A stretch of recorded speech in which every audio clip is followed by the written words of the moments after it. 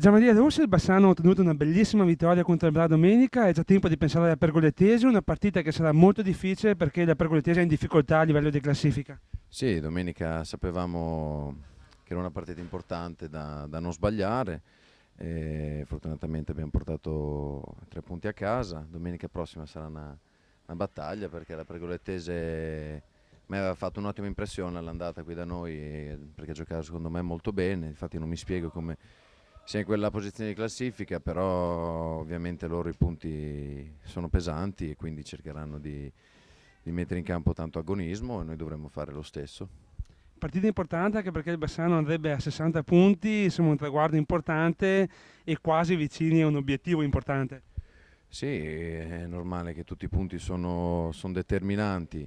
Come diciamo sempre, la cosa importante è che noi comunque cerchiamo di fare la prestazione, di portare punti a casa, poi speriamo siano il più possibile. Un gruppo che continua a essere determinato, che dimostra una preparazione atletica importante, con questi primi caldi e nel finale del campionato sarà un dettaglio non da poco questo, no? Sì, sì, quello aver fatto una buona preparazione aiuta perché comunque sai, tante squadre arrivano magari alla fine che sono un po' stanche. Noi comunque siamo anche tanti giovani, quindi magari abbiamo un po' più di salute dalla nostra parte. Ecco, mancano ancora comunque tante partite perché mancano 6 partite. Dovremmo cercare di giocarle tutte al massimo. E poi ci saranno scontri diretti importanti che cambieranno sicuramente la classifica, magari non per voi, ma per chi è verso metà, insomma. Sì, ci saranno scontri diretti.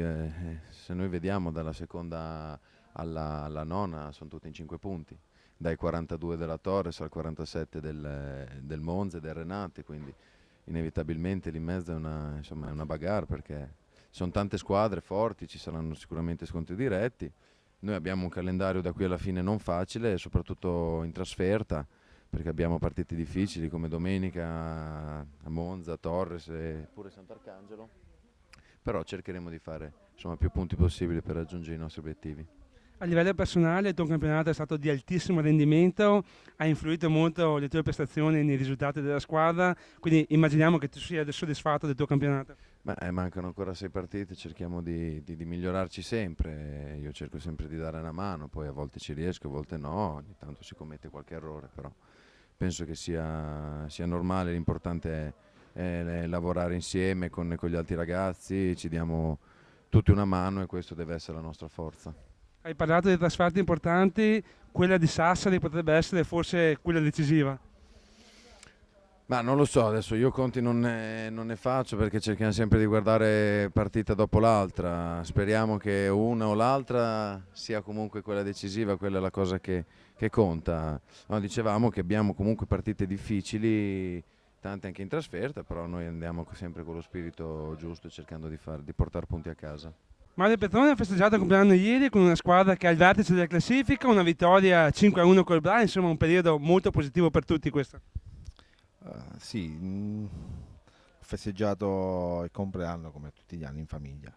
E ovviamente è un compleanno speciale perché festeggiarlo con la serenità di essere primi dopo tutto quello che è stato fatto e quello che dobbiamo continuare a farlo, sicuramente insomma è un compleanno sereno e però ci dà poi lo spunto anche per il proseguo perché domenica, l'ho detto già domenica scorsa, ci aspetta la partita di carattere e sono curioso ma poi voglio una risposta dai ragazzi, dal gruppo perché domenica dobbiamo portare punti a casa per tenere a bada le seconde, vista che comunque hanno un calendario forse più leggero del nostro, però domenica mi aspetto una grande prestazione.